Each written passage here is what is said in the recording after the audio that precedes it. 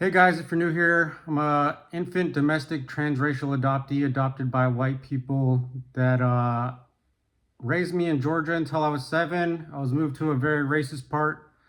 Raised me in California until I was 7, moved me to a racist part of Georgia where that's when my life turned out extremely bad, and I realized how much race plays a part in my life.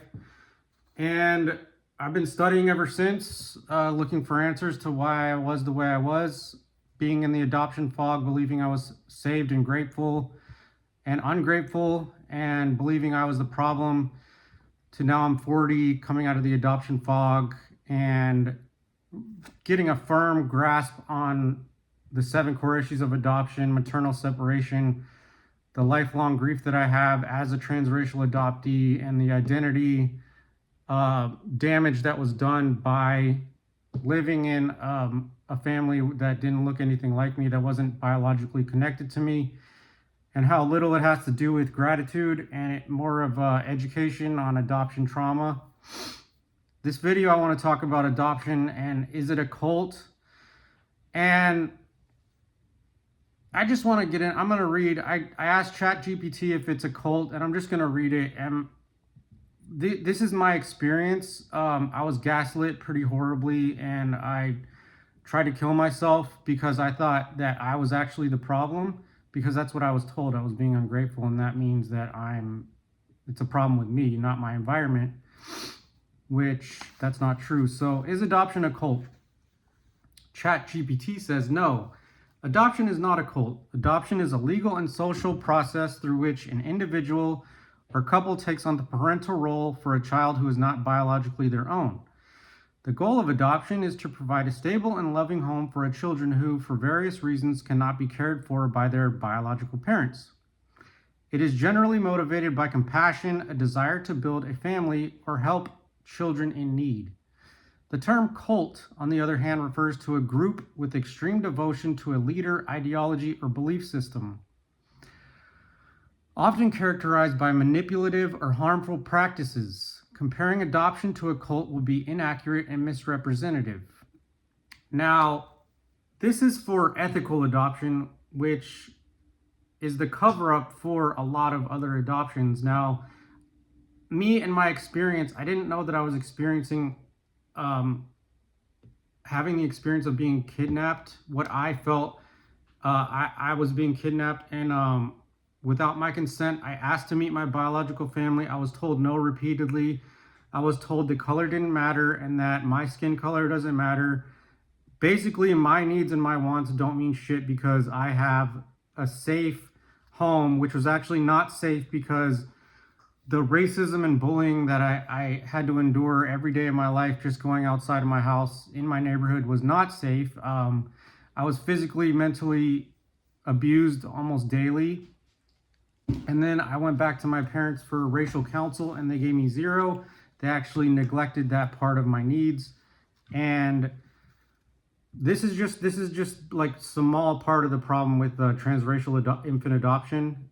There's more legal stuff. I've made, my whole channel is exposing the kind of the negative side, what people don't want to talk about, which was never talked about in my home. But the problem with what I just talked about, the cult, is it a cult? And it's saying that it's not.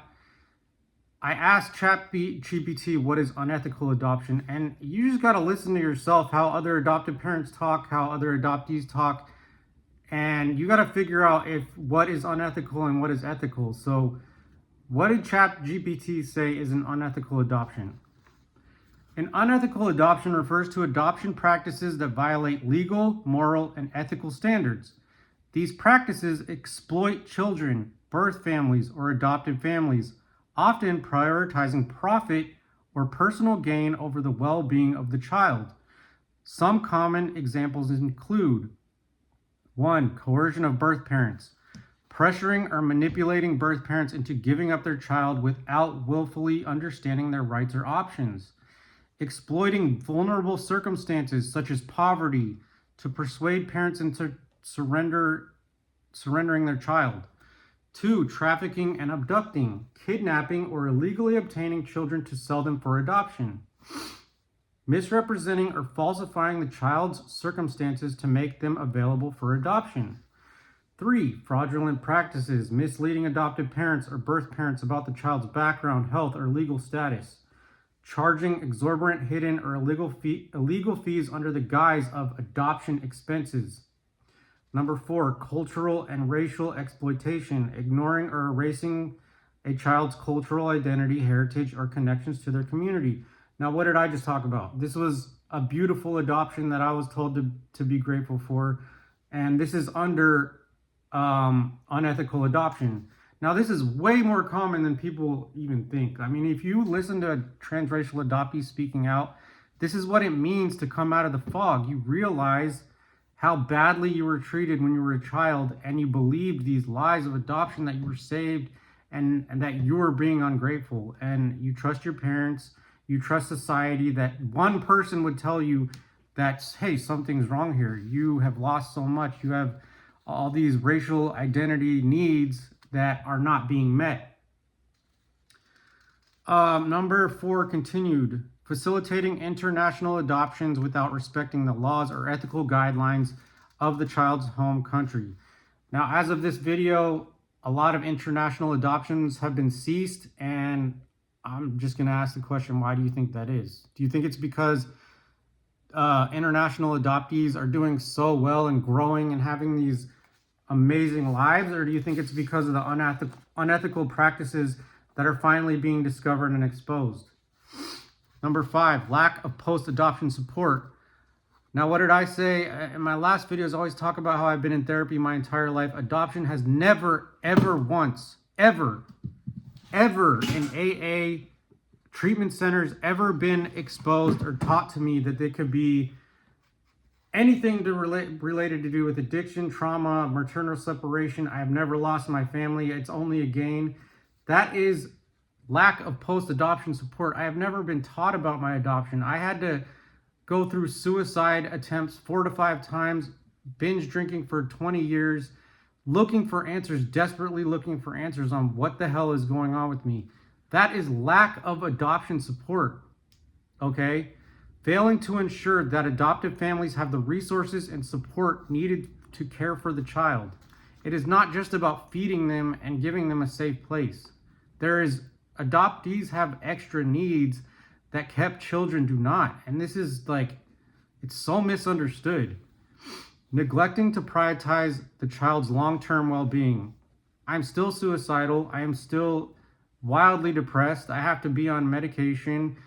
And it's from maternal separation, the racial abuse I went through, and all the needs that I had growing up, that I was gaslit to say that I have false expectations. My parents told me I have false expectations and I need to shut up and be grateful because I could have been raised in foster care. Number 6, unregulated or unethical agencies. Agencies operate without oversight, often cutting corners or bypassing legal requirements. Facilitating rehoming, where children are informally transferred to new families without proper vetting or legal procedures. Number 7, adoption for ulterior motives. Adopting for reasons other than child's welfare, such as gaining domestic help, financial benefits, or personal status. Consequences of unethical adoption, trauma and loss for birth parents and adopted children. Broken trust between adoptive families and the adoption community. I have zero trust for my dad. He was a pathological liar. He lied about my birth certificate. He lied about my race. I don't even know if my birth date is the real birth date. I never got my real name. I was told very little about my biological family because I was their child. No matter how much I asked or cried or begged to meet my biological family, I was punished and told that I need to wait and I can't legally meet them until I'm 18. And this is for life. This affects you for life. It does damage that is almost impossible to reverse and heal and grow from because of the lack of post-adoption support. Legal ramifications for those involved in unethical practices. Ensuring ethical adoption involves transparency, informed consent, and respect for all parties, and prioritizing the best interests of the child. Advocacy for stricter regulations and oversight is essential to prevent unethical practices, and I'll leave you with that.